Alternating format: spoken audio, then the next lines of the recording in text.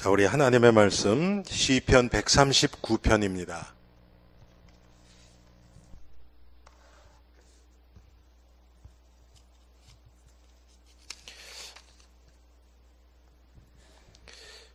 시편 139편 우리 1절부터 10절까지만 보겠습니다.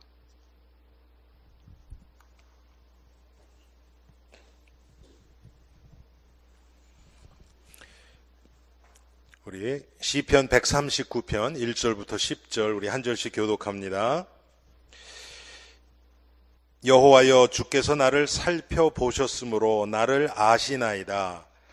주께서 내가 앉고 일어섬을 아시고 멀리서도 나의 생각을 밝히 알리하시오니 나의 모든 길과 내가 눕는 것을 살펴보셨으므로 나의 모든 행위를 익히 아시오니 여호와여, 내 혀의 말을 알지 못하시는 것이 하나도 없으시니이다.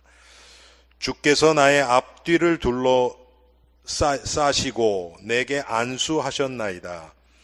이 지식이 내게 너무 기이하니 높아서 내가 능히 이기지 못하나이다. 내가 주의 영을 떠나 어디로 가며 주의 앞에서 어디로 피하리이까? 내가 하늘에 올라갈지라도 거기 계시며 수월에 내 자리를 펼지라도 거기 계시니이다.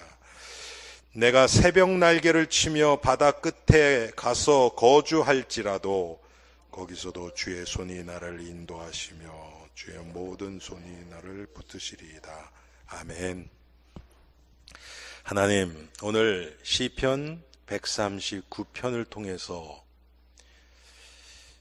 다윗이 깨닫고 발견한 하나님을 우리도 알기를 원합니다.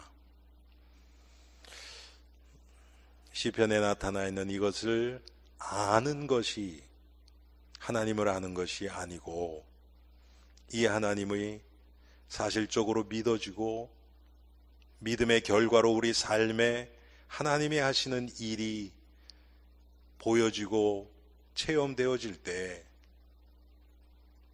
말씀이 더 이상 글이 아니요 살아있는 하나님의 능력으로 우리의 삶을 변화시키고 우리의 내면을 변화시켜서 정말 말씀 앞에 사는 우리의 삶으로 인도되어질 것을 믿습니다. 하나님, 이 시간 말씀의 능력이 드러나는 시간 되게 하시고 말씀을 통해서 하나님의 실상이 보여지고 깨달아지는 귀한 시간 되게 하옵소서. 예수 그리스도의 이름으로 기도합니다. 아멘. 예수를 믿는 신자들, 성도들의 큰 오해 중에 하나가 뭐냐 하면요, 내가 그거를 아는 것을 믿는다고 착각하는 거 하고요. 또 어제 제가 화요일 날 그 얘기를 했죠. 사도 바울이 로마서 7장에 보면 마음에 원하는 게 있어요. 우리는 마음에 내가 정말 주님을 위해서 살기를 원해. 정말 내가 형제를 사랑하기를 원해. 그 마음이 내 믿음인 줄 알아요. 여러분, 그건 마음의 소원만 있는 거예요. 여러분, 마음에 원하는 그 소원이 그대로 되어지는 행동과 우리의 삶까지 연결되는 게 얼마나 됩니까? 그렇지 않을 때 너무 많잖아요. 그렇죠? 마음의 소원이 내 믿음이 아니에요. 그런데 착각하는 게 나는 이런 생각 가지고 있고 어떤 교리에 대해서 내가 동의를 하고 공감을 하고 그러면 그게 내가 그걸 믿는다고 생각을 해요. 절대 그렇지 않습니다. 오늘 하나님에 대해서 우리가 조금 생각해 보기를 원합니다. 여러분, 구약에 나오는 여호와 하나님은 성삼위 하나님을 얘기를 해요. 삼위일체 하나님을. 많은 사람들이 성부 하나님이라고 생각해요. 구약에는. 그렇지 않습니다. 많은 사람들이 하나님이 어디 있느냐 그래요. 하나님에 대해서 너무 오해를 해도 너무 하니까 그렇게 그런 얘기를 하죠. 첫째, 하나님은 보이는 분이 아닙니다. 예수님이 니고데모와 요한복음 3장에서 성령에 대해서 얘기를 하시면서, 그렇죠, 바람이 임으로 불되 어디서 와서 어디로 가는지 모르는 그것 같다. 분명히 살아계세요. 그리고 살아계신 증거도 나타나요. 그런데 그거를 그러면 설명해봐라. 여러분은 어떻게 설명하시겠어요? 그러니까 사람들이 자꾸 어떻게 하냐면 눈에 보이는 결과를 가지고 자꾸 설명을 하고 설득을 하려고 해요. 이해를 시키려고 해요. 하나님은 그런 분 아닙니다. 가장 좋은 것은 뭡니까? 내가 살아계시는 하나님을 믿고 내 마음속에서 섬기고 따라갈 때 하나님이 하시는 일이 나를 통해서 드러나지게 돼 있어요. 그러면 주위에 있는 사람이 알아요. 자기네들도 어떻게 설명은 못해요. 그런데 저 사람은 뭔가 있어.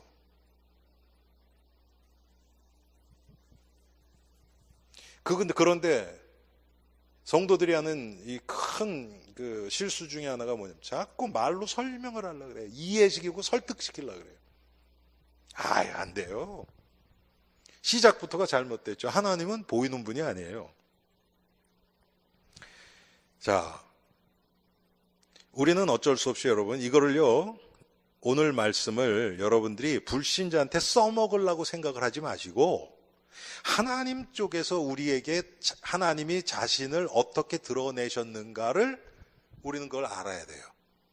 그렇게 되면 그것이 성령이 우리 마음속에 역사를 하실 때 그게 믿음으로 와닿아요. 자, 똑같은 걸 봐도요, 어느 시각에서 보느냐에 따라서 달라요. 다릅니다. 완전히 다릅니다. 똑같은 사물을 봐도, 똑같은 사람을 봐도 다른 그 사물이나 사람을 바라보는 사람들이 어떤 생각, 어떤 배경에서 보느냐에 따라서 완전히 생각이 달라져요.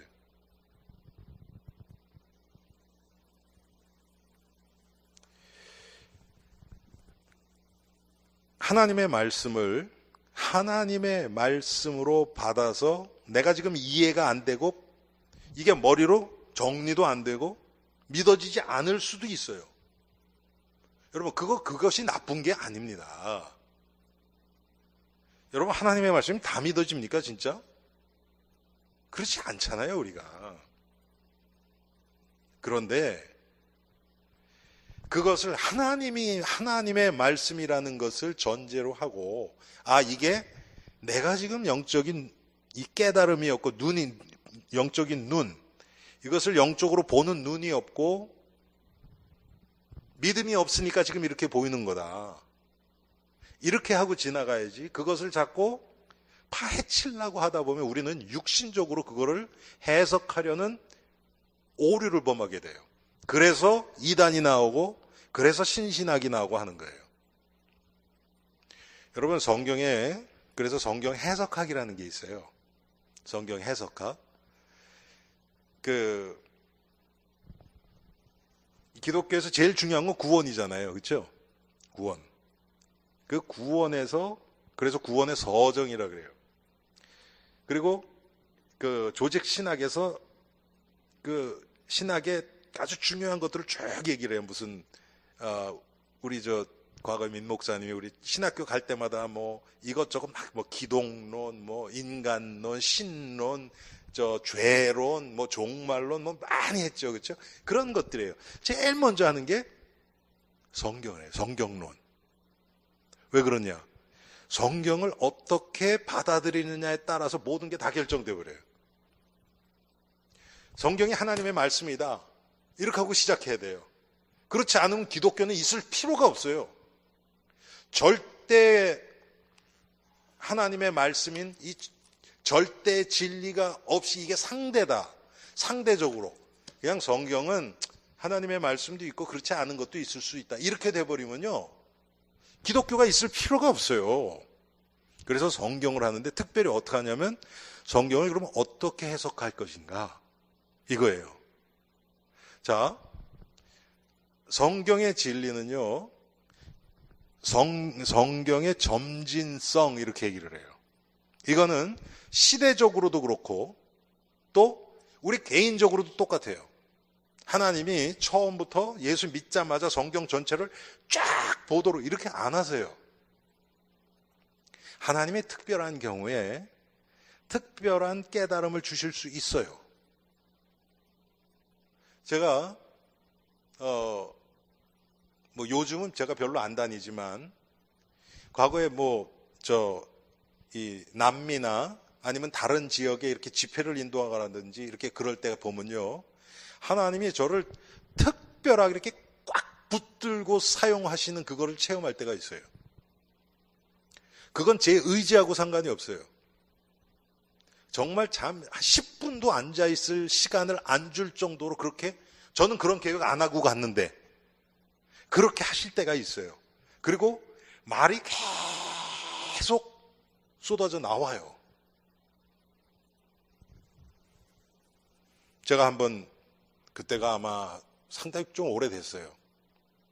그 텍사스에 저희 사촌 누님, 지금은 이제 커네리컷으로 이사 오셨는데 재작년에, 그땐 텍사스 맨 밑에 그 멕시코 그 국경이 있는 데 있죠. 거기에 사셨어요. 근데 거기를 가려고 간 것도 아니에요. 그때 휴스턴에 있던 어떤 교회에 목사님이 안 계셨어요. 그래서 저한테 연락이 와서, 토요일 날 와서, 제가 금요일 날 갔나? 지금 확실히 기억이 안 났는데 금요일 날 갔던 것 같아요. 학생들이 있으니까, 제가 그때 이제 청소년사회 갈 때니까 학생들한테 말씀 전하고 주일날 주일 설교도 좀 해주시고 그랬으면 좋겠다 그러는 거예요. 근데 휴스턴에서 거기는 좀 가깝거든요. 텍사스가 워낙 크지만 그래도 비행기 타고 한 1시간 반이면 가더라고요. 그래서 이왕 간 김에 누님을 좀 보고 와야겠다. 그래서 이제 간 거예요. 근데 이제 가기 전에 얘기를 들었더니 누님 교회도 목사님이 안 계셨어요. 거기는 올 사람이 없어. 너무 이렇게 뭐라 그럽니까? 이렇게 외진데라서. 그리고 전체 한인 교민이 한 50명도 안 됐어요. 그러니까 성도들 나오는 사람들 보니까 많이 나올 때 한 30명 나왔었고, 목사님도 안 계시니까 한 열 몇 명 이렇게 그냥 자기네끼리, 그때는 카세트 때, 한국에서 카세트 보내준 그거 틀어놓고 예배 드리고 그럴 때거든요. 그래서 이제 누님하고 이제 통화하고, 그럼 가겠다 내가. 그랬더니 그러면 온 김에 좀 성도들하고 지금 말씀도 좀 나누면 좋겠다. 이제 이렇게 돼서 갔는데, 도착하면서부터 잠깐도 쉬지 않게 하나님이 뺑뺑뺑뺑 돌리시는 거예요.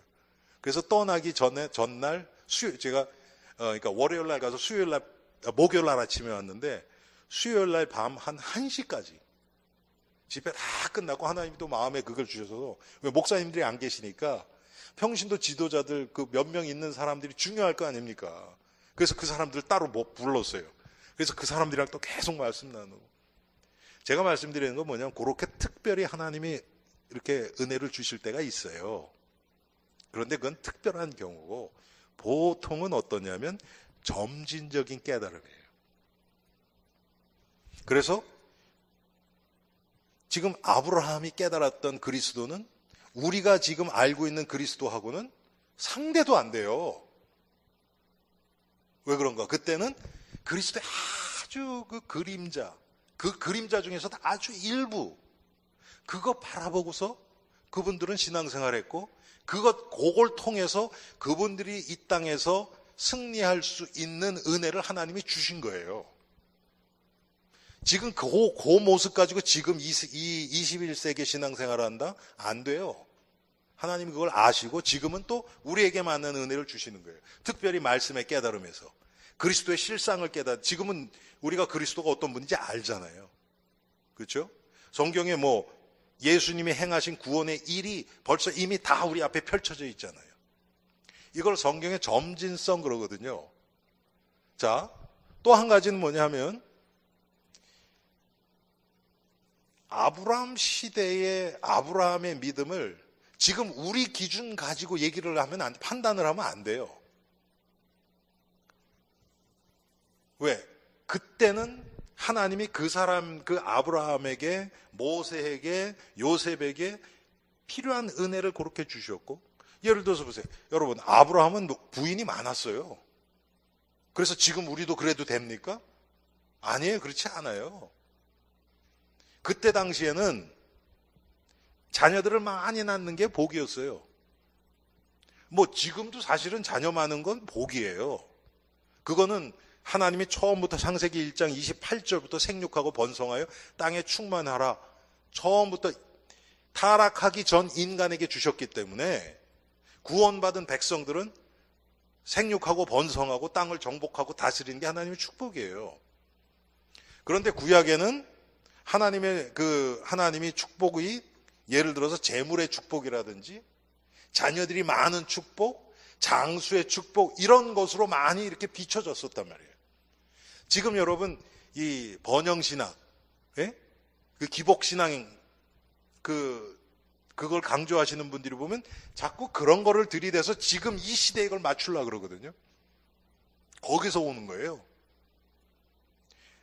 아브라함, 모세, 요셉 이 구약에 있는 구약의 믿음의 인물들은 그때 당시에 그 배경 안에서 하나님이 그리스도를 알아가게 하신 거예요. 그리스도라는 단어도 없었어요. 그렇죠? 여자의 후손. 그냥 그거 하나. 희미하게. 그러면서 우리가 아는 것처럼 노아의 방주라든지, 예? 재물이라든지, 이 6월절의 어린 양의 피라든지 그런 걸 통해서 이렇게 뜨문뜨문 이 복음을 하나님이 드러내 주셨단 말이에요. 근데 지금 우리는 그렇지 않죠. 자, 또 하나님이 우리가 이제 제가 이제 하나님 성경에 대해서도 이제 말씀을 드릴 거고 성령 그다음에 인간 다 이렇게 말씀을 드리려고 그러거든요. 지금 조금씩 여러분에게 수요일 날. 그런데 하나님이 참 하나님이시고 또 그분이 지금 살아계시다는 그 실존을 성경에서는 어떻게 얘기하고 있냐면 피조물이 얘기하고 있대요. 하나님이 이 땅을 창조하셨다 그러죠. 그렇죠? 불신자들은 이런 거 얘기 안 믿어. 아예 그게 어떻게 생겼냐. 그러면서 그 사람들은 다 진화론을 믿죠. 그렇죠? 그러면 이것을 우리가 뭐 그 사람들랑 싸울 필요도 없어요. 그래서 사실은요, 여러분, 창조과학이라는 게 신자들에게 어떤 확신을 주고 위안을 주는 쪽으로는 좋은데 그거 해서 불신자들을 굴복시킨다 그래서 믿지 않아요. 절대 그것 때문에 믿는 거 아닙니다. 믿음은 하나님이 주셔야 돼요. 그렇죠? 그런데 성경은 뭐라고 했냐면 만물이 증거한다 그래요. 그렇죠?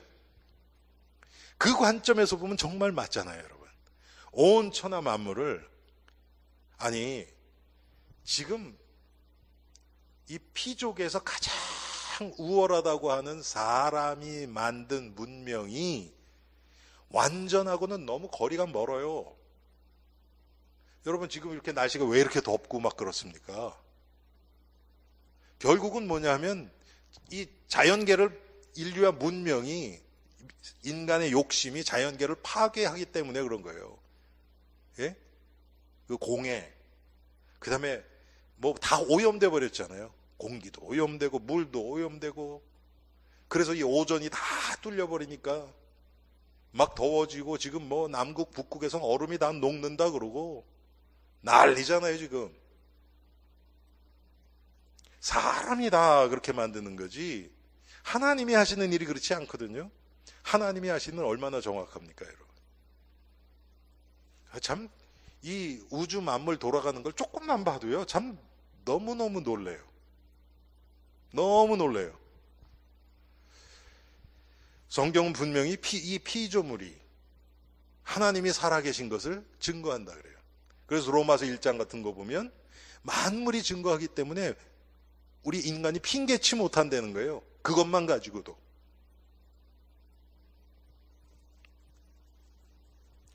다 그리고 모든 만물이 다 목적이 있어요. 여러분 이 피조물은요 다 인간을 위해서 지어졌죠. 그렇죠? 해도 달도 별도 산도 나무도 동물도 다 인간을 위해서 지어졌어요. 인간이 인간의 구원이 완성되어지는 그것을 위해서 하나님이 다 주신 거예요. 여러분, 그것은 타락 전이나 타락 후나 그거는 똑같아요. 지금도 우리의 구원을 위해서 하나님이 그걸 주시는 거예요. 오늘도 제가 좀 일찍 왔는데 안에 한참 있다가 제가 나가봤더니 우리 권사님이 밖에서 막 풀 뜯고 계시더라고. 그런 풀 하나도, 우리가 생각하는 잡초도 사실은 하나님의 섭리에 따라서 이게 나고 지고 하는 거예요. 그런데 우리는 우리 생각에는 이건 좋고, 여러분, 하나님이 에덴 동산을 창조하실 때 여러 가지 식물들을 다 만들어졌죠. 그때 하나님이 필요 없는 잡풀을 만들었겠습니까? 그렇지 않죠. 그렇지 않아요. 다 필요하셔서 한 거예요. 지금 막 오늘도 보니까 막 이렇게 나무에 막 이게 뭐라 그럽니까? 이 줄 뭐라 그래, 이렇게. 예, 넝쿨이 막 이렇게, 우리가 볼 때는 그거 막 그러지만 그게 그래도 필요해요, 그게. 그러니까 놔두자는 얘기는 아니에요. 그렇지만 하나님 쪽에서 우리가 모르는 뭐가 있어요. 모든 것이 하나님의 목적에 따라서 지금 움직이고 있다는 거예요. 오늘 여러분 하나님 말씀 봅시다. 여호와여, 주께서 나를 살펴보셨으므로 나를 아시나이다. 하나님은 다 알고 지금, 그래서 우리를 이거 무소부지, 하나님은 모르시는 게 없어요. 다 알고 의도가 있어서 일을 행하시는 거예요. 그것을 하나님이 하시는 것을 인간 쪽에서 그걸 뭐 과학이라는 걸 풀어보려고 하는데, 쉽게 얘기하면 과학은 뭐냐면 하나님이 창조하시는 것을 그냥 발견해 나가는 거예요. 보니까 하나님이 이렇게 만들었는데, 보니까 뉴턴이 사과나무 앞에서 보니까 이게 밑으로 떨어지네. 왜 하늘로 안 올라가고 밑으로 떨어지지? 하나님이 그렇게 창조하신 거예요. 여러분, 우주에 나가면 중력이 없죠. 그렇죠? 거기서는 놔도 안 떨어져요. 그냥 서 있어요. 우주에 나가면. 그런데 지구에서는 안 그렇단 말이에요. 하나님이 그렇게 만드셨어요. 우리가 그게 안 되면요, 우리가 이렇게 쉽게 걷지도 못해요. 발이 땅에 닿으니까 이거를 딛고 그 다음 발을 움직이고 그러는데 발이 땅에 디뎌지지가 않아. 그럼 어떻게 무슨 힘으로 앞으로 나갑니까? 못 나가죠. 하나님이 다 아시고 그렇게 하셨어요. 그러니까 그걸 뭐라 그래요? 만유인력의 법칙이라고 그러죠. 그렇죠. 이게 밑으로 이 지구에서 당기는 힘이 있어서 밑으로 떨어진단 말이에요. 하나님이 만드신 거예요. 그거를 뉴턴이라는 사람이 그냥 발견한 거예요. 그런데 뭐 인간들이 뭐가 똑똑해서 되는 것처럼 막 얘기하잖아요. 그러니까 인간의 문명이 여러분 어떻습니까? 뭔가 되는 것 같아서 다 그런데 반드시 부작용이라는 게 나오잖아요. 사람이 하는 거는. 근데 하나님은 완벽하게 지금 움직이고 계시거든요. 시편 19편이나 1절이나 로마서 1장 20절도 보면 만물이 하나님의 영광과 능력을 나타내고 있다 그래요. 그런데 여러분 이런 거 보세요. 지금 성경이 그렇게 얘기하니까 우리는 믿고 그걸 보니까 정말 그래요. 그 관점에서 자연으로 보니까 참 하나님이 만드신 게 너무 오묘하다, 이 고백이 나올 수 있어요. 근데 불신자들은요, 그거 보면 하나님의 영광, 하나님의 능력으로 보입니까? 아니잖아요. 아름답다. 하나님하고는 상관없는 생각을 하거든요. 우리가 자연을 보면서 하나님의 영광과 능력을 발견할 수 있는 게 은혜라는 거예요, 그게. 하나님이 그런 마음을 주시고 그런 시각을 주시니까 그렇게 보여지는 거예요. 왜? 하나님이 우리를 아신다 그랬잖아요. 구원받을 자가 누군지 하나님이 아세요. 2절에 주께서 내가 앉고 일어섬을 아시고 멀리서도 나의 생각을 밝히 아시오며 나의 모든 길과 내가 눕는 것을 살펴보셨으므로 나의 모든 행위를 익히 아시오니 여호와여 내 혀의 말을 알지 못하시는 것이 하나도 없으시나이다. 하나님이 다 아세요. 여러분, 그런데 보세요. 우리가 기도할 때만 보세요. 하나님이 아시잖아요. 너희가 뭐 필요한지 다 안다 그랬잖아요, 하나님이. 그렇죠? 그래서 필요한 건 내가 채우겠다. 그러니까 너희는 이방인처럼 뭐 먹을까, 뭐 입을까 이런 거 기도하지 마라 그러잖아요. 근데 우리는 악착같이 기도하죠, 그런 거는.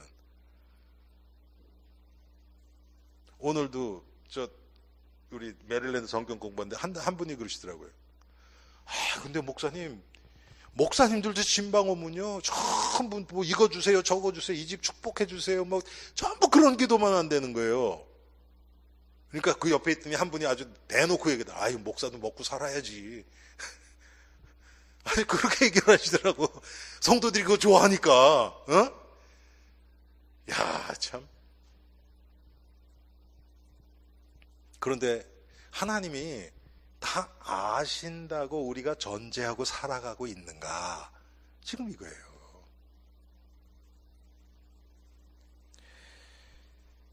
또 우리의 사람을 가만히 보면요 하나님이 살아계실 수밖에 없는 게 보여요. 여러분 우리가 죄인이라는 증거, 불신자들도 자기가 죄인이라는 거 아는 사람 많아요. 조금 자기에게 솔직한 사람은요 자기가 죄인인 거 알아요. 왜? 사도 바울이 로마서 7장에 고백한 것처럼 내 안에 선을 행하고자 하는 그 소원은 있는데 안 되잖아요, 그게. 예? 안 되잖아요. 그리고 여러분 지금 우리는 뭐 너무 쉽죠. 내가 좋은 의도로 했는데 나중에 보니까 분명히 좋은 의도로 시작해서 좋게 다 됐는데 나중에 보니까 거기에 내 동기도 또 들어가고 욕심도 들어가고 또 나를 높이려고 하고 모든 걸 내 쪽으로 끌어가려고 하고 인정받으려고 하고 막 이런 것들이 계속 섞여 들어가잖아요. 우린 죄인일 수밖에 없어요. 우리가 죄인이라는 것 얘기는 뭐냐 하면 이 죄 문제를 해결하실 분이 있다는 얘기예요.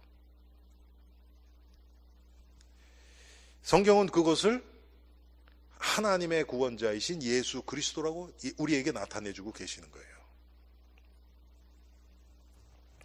그래서 사람에게 완전하진 않지만 양심이라는 게 있어요. 그런데 이제 성경에서는 그것을 착한 양심과, 그러니까 그 얘기는 뭐냐면 그리스도 안에서 회복된 양심이라는 게 있고 그것은 그리스도의 마음이죠. 타락한 상태에서 남아있는 하나님의 형상 가운데서 나와진 양심이 또 있어요. 이건 불신자들도 가질 수 있는 거예요. 그것도 눈에 보이게 좋은 게 있어요. 여러분 불신자들도 불쌍한 사람 보면 도와주고 싶은 그런 마음 생겨요. 그렇죠. 그런 거는 그런 양심이에요. 성경에서 얘기하는 그리스도 안에서 나오는 착한 양심이 아니에요. 그거는 하나님이 1번 은총 가운데서 그런 걸 놔두셨어요. 왜? 그래야 지금 이 세상이 돌아가거든요. 제가 언제랍니까 여러분? 불신자에게도 모성애 있어요. 그래야 자기 새끼 보호하고 기르죠. 신자에게만 모성애 있다 그러면 어떻게 되겠습니까? 불신자들은 씨를 다 마를 거 아니에요. 하나님이 그렇게는 안 하신단 말이에요. 끝까지 예수님 비유처럼 알곡과 가라지를 공존하게 같이 있도록 하셔요. 하나님이. 왜?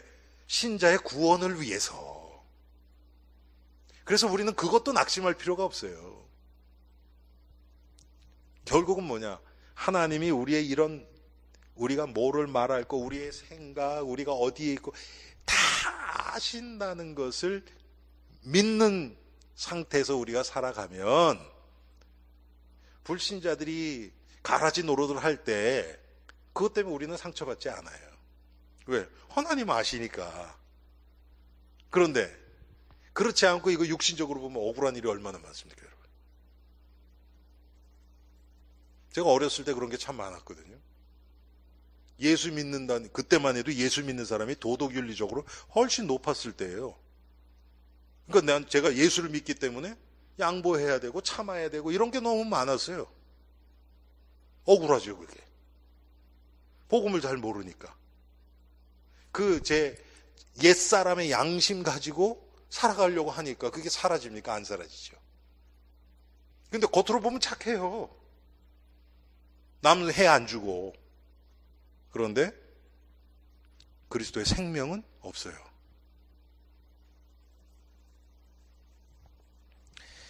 사람에게 그래서 불신자들도 이 세상 어느 민족에 가도요, 도둑질 하는 것을 선으로 생각하는 민족은 없어요. 그렇겠죠, 여러분? 왜 그렇습니까?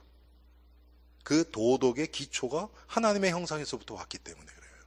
그게 비록 깨져서 우리를 구원으로 이끌지는 못하지만 하나님이 우리의 구원의 완성을 위해서 그 정도는 남겨놓으셨단 말이에요.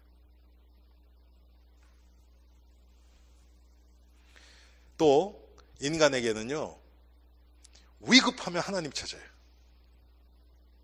위급하면. 제가 언젠가 말씀드렸죠. 6.25 때 저희 외할머니가 그 원효로에 사셨는데 그 밑에 가면 저도 기억나요, 지금도. 그 일본 사람들이 만들어 놓은 이 굴다리가 있어요. 이렇게 터널이 있어요. 근데 그 위는 기찻길이에요. 그런데 거기가 이렇게 되는데 막 폭격이 오거든요. 비행기가 막 폭격하니까 사람들이 거기 꽉 찬 거예요. 저희 할머니도 자녀들을 데리고 거기 가서 벽 쪽에다가 자녀들을 쭉 놓고 할머니가 이렇게 버티고 있었다 그러더라고요. 근데 제가 어렸을 때 얘기 들었는데 그게 잊혀지지가 않아요. 뭐라 그러시냐면, 그때 예수 믿는 사람들이 글쎄 한 3%도 안 될 때예요, 6.25 때는.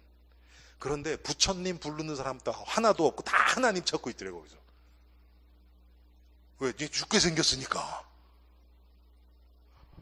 그때 불교 신자가 훨씬 많지요, 한국에 그때. 근데 부처님 찾는 사람이 없다는 거예요. 다 하나님 찾는데. 하나님이 우리 이 깨어진 하나님의 형상 깊은 곳에 하나님을 바라는 마음이 있어요. 그래서 그거를 어디입니까? 전도서는 뭐라 그러냐면 영원을 사모하는 마음이라고 표현을 해요. 영원한 것.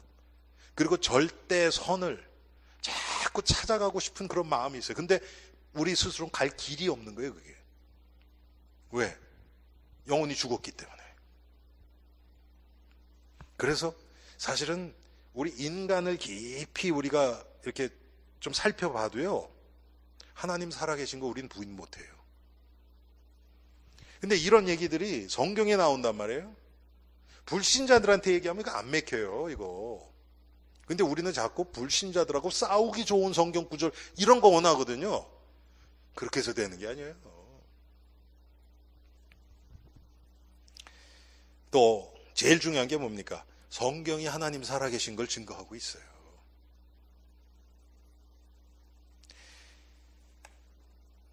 성경에 창세기 1장 1절부터 태초에 하나님이 천지를 창조하시니라. 여러분, 요게 안 믿어지는 자들은 사실 복음 받기 참 힘들어요. 참 힘든 정도로 하면 불가능해요. 저도 전도할 때 보면 완전 진화론에 딱 찌든 애들이 있거든요. 걔네들은 안 들어가요. 아니, 하나님이 천지를 창조하셨던 그게 안 믿어지는데 그럼 뭐를 합니까? 아니, 내가 하나님이 나를 창조하셨다는 게 안 믿어지고 무슨 아메바가 어떻게 돼가지고 이렇게 나왔다 그러면 여러분, 인생이 좀 불쌍해지지 않아요? 우리의 존재 시작이 무슨 뭐라 그럽니까? 이거 완전히 아메바 같은 그런 데서 왔다 그러면 인간이 그렇게 고상하게 살 필요가 뭐 있어요? 우리 시작이 그건데. 근데 그렇지 않거든요. 인간은 동물이랑은 달라요.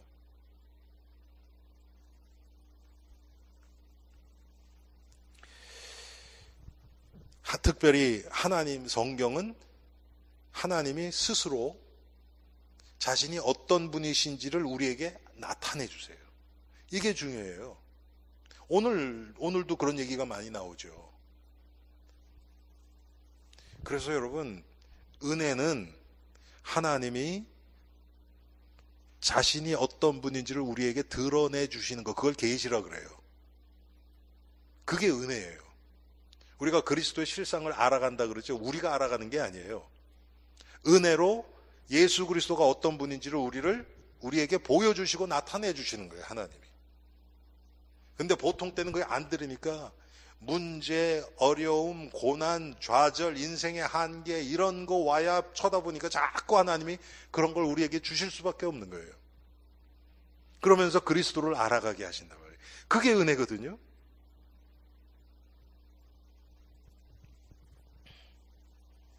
또 이 하나님의 이 존재에 대해서 하나님이 직접 오셔서 우리에게 나타내 주셨어요. 그 예수님의 증거예요. 하나님이신 예수님이 육신을 입고 우리에게 오셔서 자신을 눈에 보이는 증거로 드러내 주셨어요. 그러면서 예수님이 하나님이라는 그런 증거들을 얼마나 많이 보여주셨습니까? 제가 몇 주 전에도 설교했죠. 요한복음 1장 1절. 예수님이 하나님이라는 거예요.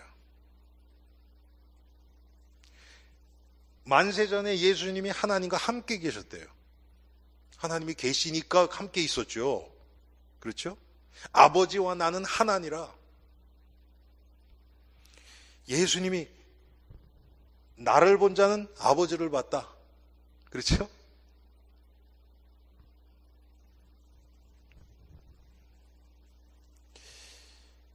그런데 하나님에 대해서 우리가 조금 알아야 될 게 뭐냐면, 우리가 성경을 통해서 하나님에 대해서 알아가요.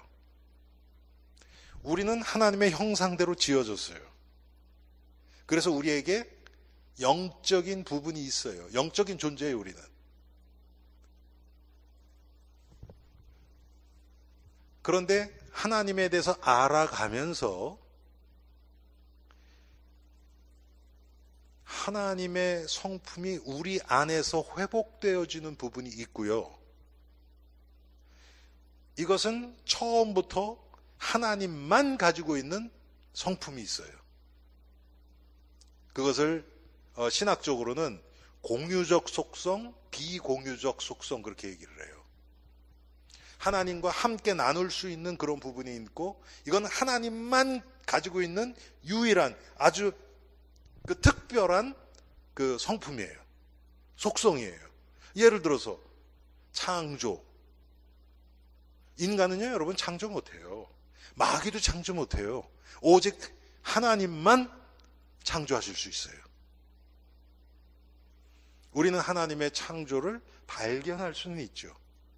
그렇지만 우리가 할 수 있는 건 아니에요. 하나님만 영원하세요. 우리도 이제 나중에 죽어서 이제 영원한 생명을 가질 수 있어요. 그렇지만 하나님의 영원함과 우리의 영원함은 달라요. 하나님은 전능, 전지, 모든 것을 아시고 모든 것을 하실 수 있어요. 인간은 그렇지 않아요. 여러분, 무소부재 그런 얘기 하죠. 여기서도 우리가 조금, 아까도 어디입니까? 7절에 내가 주의 영을 따라 어디로 가며 주의 앞에서 어디로 피하리까? 내가 하늘에 올라갈지라도 거기 계시며 수월에 내 자리를 펼치라도 거기 계시나이다. 우리가 어디 가도 하나님은 거기 계세요. 그럼 하나님이 우리가 거기 갈 때 같이 움직여 가는 게 아니에요. 하나님은 어디나 계시는 분이에요.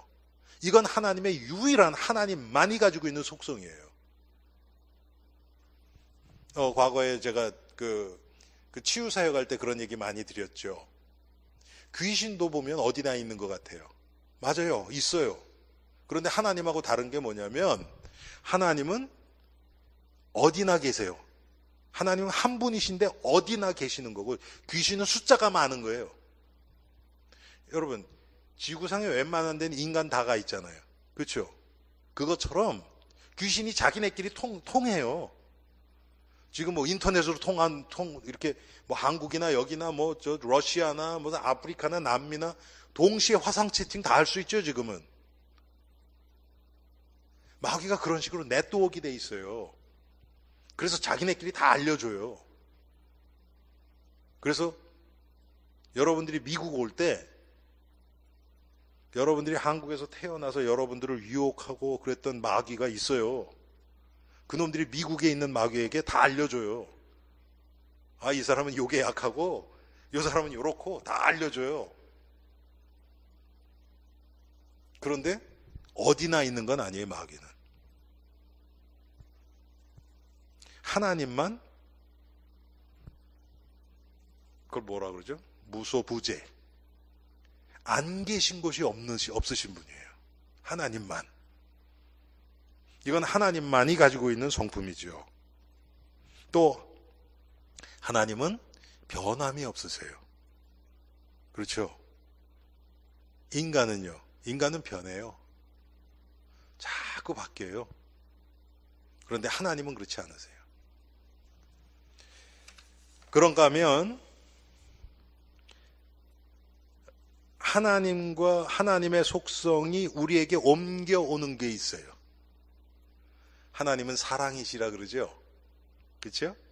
하나님이 사랑이에요. 하나님의 중요한 성품 중에 하나가 사랑이에요. 근데 그 사랑의 성품이 우리가 그리스도를 알면 알수록 어떻게 돼요? 우리에게도 와요. 하나님처럼은 안 돼요.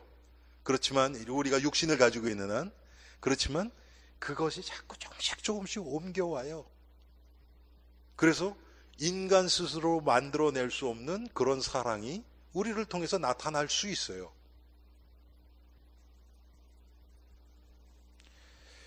또 우리가 지금 어떤 얘기합니까?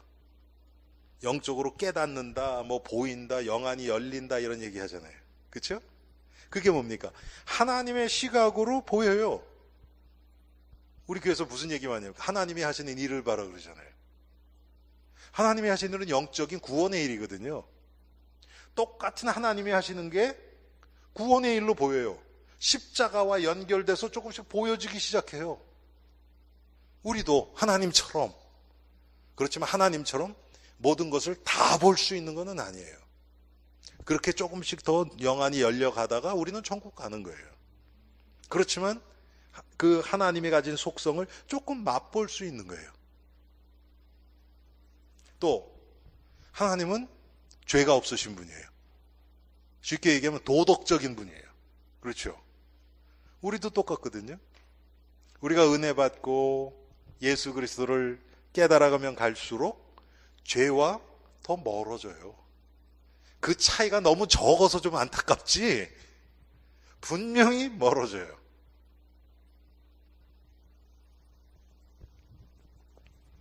또 하나님이 성경에 보면 이건 성경적인 표현이에요. 하나님이 하나님 보시기에 좋았더라. 그런 얘기가 있죠. 그렇죠? 하나님이 기뻐하시고 하나님이 분노하시고 이런 게 있어요. 그 하나님의 성품들이 우리에게도 왔어요. 그런데 우리는 차이가 뭐냐면 죄성이 있기 때문에 그 우리의 어떤 그 감정들이나 이런 요소들을 자꾸 마귀가 죄 짓는 쪽으로 끌어간단 말이에요. 그런데 그게 사실은 하나님의 성품에 있어요.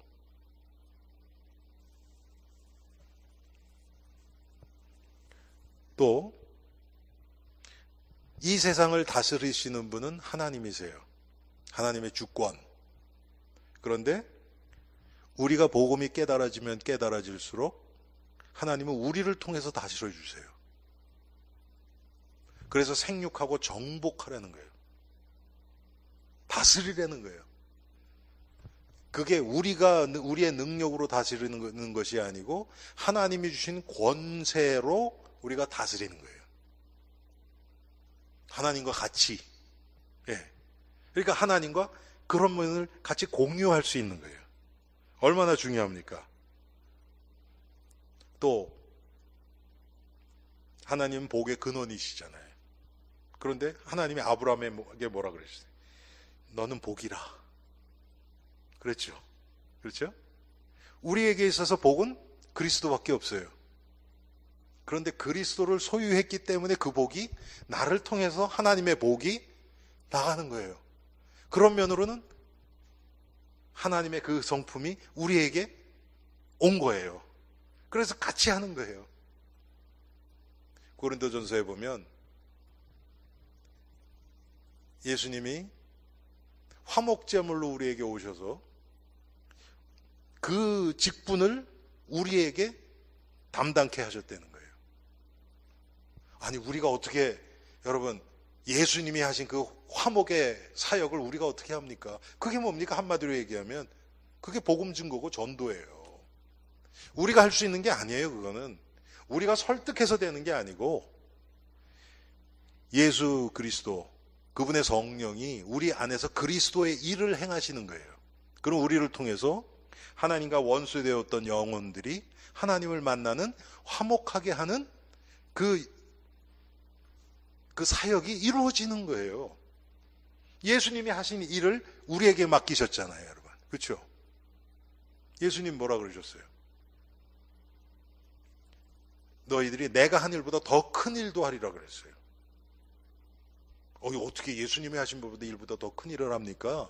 그 크다는 게 더 위대한 일이라고 그런 의미가 아니지요. 예를 들어서 여러분 보세요. 그 올해입니까? 몇 달 전에 빌리 그레이엄 목사님 돌아가셨잖아요. 그렇죠? 빌리 그레이엄 목사님이 예수님보다 훨씬 더 많은 자에게 복음을 증거하셨어요. 그래요, 안 그래요? 그렇죠? 그런 얘기 하는 거예요. 그러면 그분이 위대해서가 아니잖아요. 하나님이 그분을 사용하신 거죠. 그래서 그리스도의 일을 하게 하신 거죠. 이런 것들은 우리가 예수 그리스도를 알아가는 만큼 우리를 통해서 일어나야 되는 일들이에요. 일어나는 일들이죠. 그런데 이 하나님이 오늘 본문처럼 우리 인간을 아세요. 아주 구체적으로 자세히 아세요. 하나님은, 여러분, 개가 뭐 어디가 아프고 그래서 개가 죽고 뭐 병들고 뭐 기뻐하고 하나님 별로 관심 없으세요. 그거는. 그런데 사람에게 대해서는 달라요. 왜 그렇습니까? 하나님이 인간은 하나님의 형상대로 창조하셨어요. 특수하게 제작한 거예요. 여러분, 자동차도 보면요, 스페셜 에디션 이런 게 있어요. 특별하게 만든 거예요. 근데 보통 것들은, 보통 스페셜 에디션은 그렇게 특별한 게 아니에요. 그런데 그런 제품들이 있어요. 어떨 때 보면 특별하게. 언제더라? 제가 중학교 때, 고등학교 때인가? 중학교 때인가? 광복 30주년, 고등학교 1학년 때구나. 광복 30주년 기념 주화를 만든 적이 있어요. 그래서 그때 저희 아버님이 그거를 한국은행 아는 사람을 통해서 그때 한 20개인가 30개를 갖다 놓은 게 있었거든요. 그게 어디 있는지 모르겠어. 그거 있으면 아마 지금 꽤 비싸졌을 거예요, 아마 그거. 그건 그때만 딱 찍어낸 거거든요. 유통을 위해서 찍어낸 게 아니고 기념주화예요. 그것처럼 우리를 특별하게 만드셨어요. 다른 만물하고는 다릅니다. 동물들은 영혼이 없습니다. 그런데 우리는 동물들도 하나님의 흙으로 빚어 만드셨어요. 그런데 인간은 다르지요. 흙으로 빚어 만드시고 그 코에 생기를 불어 넣어주셨어요. 그래서 살아있는 영적인 존재가 된 거예요. 동물들은 그렇지 않습니다.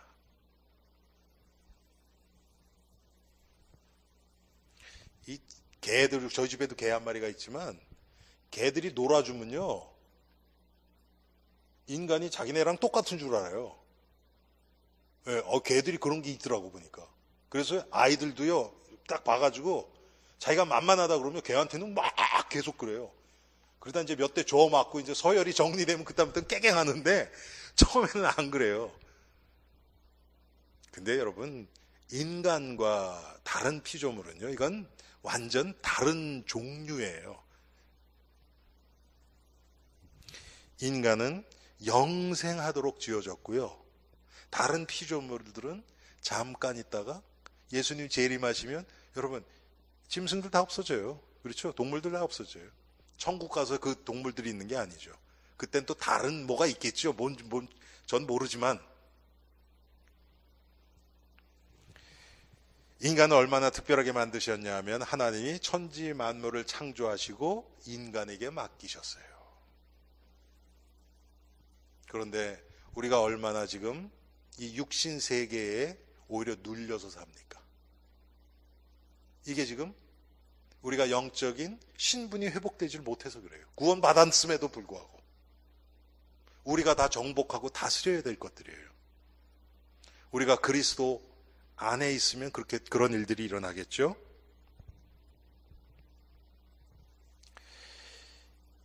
하나님이 그러면서 이 만물을 우리에게 다 주셔서 우리가 마음껏 사용하도록 하셨어요.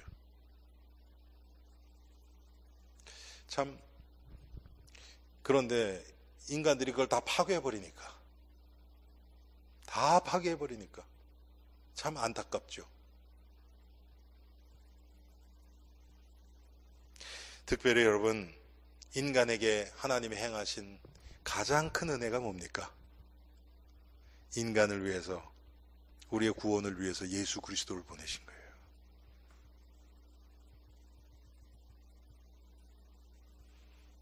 참, 미국 목사님 중에서 어떤 아이가 질문을 한 거예요. 걔도 천국 갑니까? 근데 그렇다고 물론 농일지 모르지만 그렇다고 대답하는 목사님을 봤어요.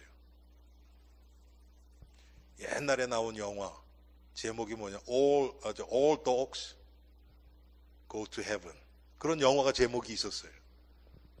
여러분, 그렇지 않습니다.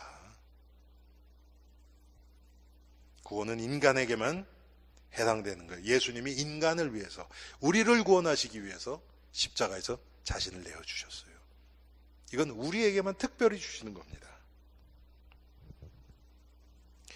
그래서 여러분, 하나님의 사랑을 받은 것은 인간이에요. 하나님이 우리를 사랑하셔서 하나님의 형상대로 창조하셨고, 하나님께 불신앙해서 하나님을 저버리고 떠났음에도 불구하고 다시 찾아와 주셨어요.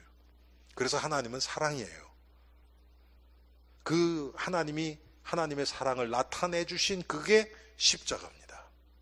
그래서 우리는 예수 그리스도의 십자가를 통한 하나님의 사랑, 어떻게 보면 성경을 한마디로 요약을 하면 그런 거예요. 예수 그리스도의 십자가를 통한 하나님의 사랑, 그 안에 다 포함되어 있잖아요, 여러분.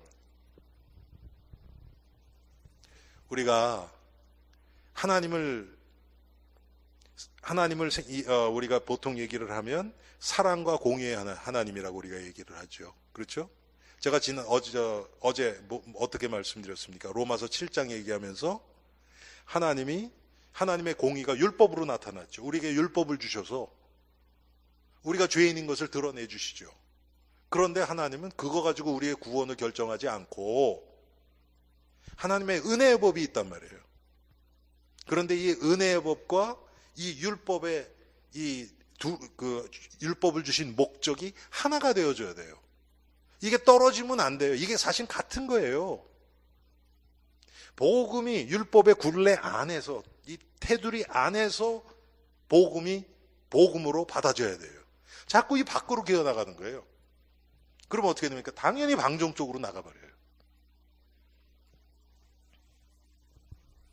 그래서 오늘 제가 메릴랜드에서 그 얘기를 했어요.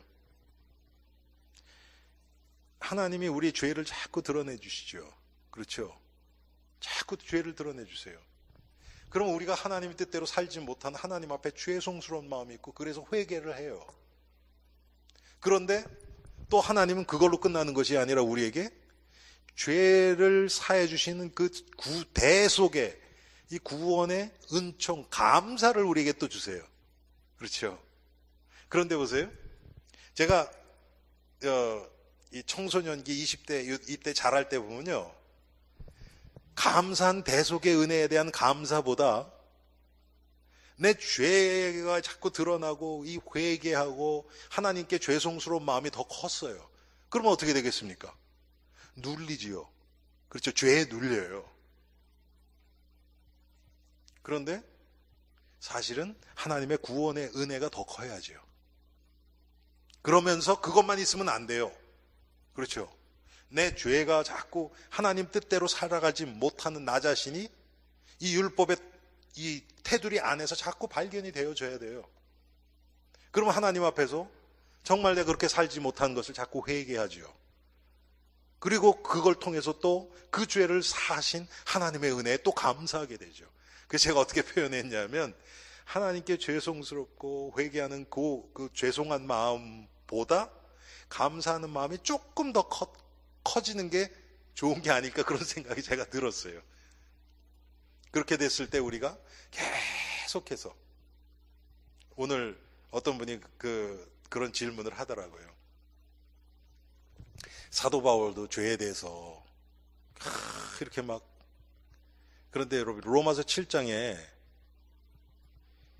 정말 죄에 대해서 막 고민한 그 흔적들이 얼마나 많이 보입니까? 그리고 8장으로 넘어가는 거거든요. 그러므로 그리스도 예수 안에 있는 결코 정죄함이 없나니 이는 그리스도 예수 안에 있는 생명의 성령의 법이 죄와 사망의 법에서 너희를 해방하였습니다. 반드시 7장을 건너가지 않으면 8장을 못 들어가요. 그런데 구원받을 때 한 번 들어가는 게 아니고요, 날마다 확인되어져야 되는 겁니다. 많은 분들이 회개 그러면 예수 믿을 때 한 번 하는 거, 내가 나의 본질이 죄인이라는 것은 그때 한 번 하는 건 줄 알아요. 아니에요. 그렇지 않아요. 그래서 제가 가끔 회개에 대해서 말씀드릴 때 꼭 그 얘기하죠. 진정한 회개란 나의 어떤 자범죄나 나의 범죄함을 통해서 원죄까지 끌고 들어가야 돼요. 나의 본질이 내 안에 선한 것이 없다는 것까지 맡아야 돼요. 그래야 거기까지 끌고 들어가야 거기서 그리스도가 필요한 것을 우리가 깨달아요. 그렇게 될 때 우리는 계속해서 원죄와 그리스도 사이 안에서, 여러분 그게 뭡니까? 이미와 아직이에요. 그게 똑같은 겁니다. 그 안에서 우리는 교만하지도 않고 낙심하지도 않고 서두르지도 않고 또 게으르지도 않고 그 안에서 묵묵히 하나님의 인도 따라 우리가 믿음의 과정을 가는 겁니다. 승리하시기 바랍니다. 하나님, 오늘 시편 139편을 통해서 다윗이 체험한 하나님, 어디나 계시고 나의 마음의 생각과 모든 것을 알고 주관하시는 그 하나님을 우리가 잠깐 생각해 보았습니다. 하나님, 이 하나님을 우리가 얼마나 바로 깨닫고 우리의 삶 가운데서 인정하고 살아가고 있습니까? 주님, 하나님을 아는 것이 지식으로 끝나지 않도록 하시고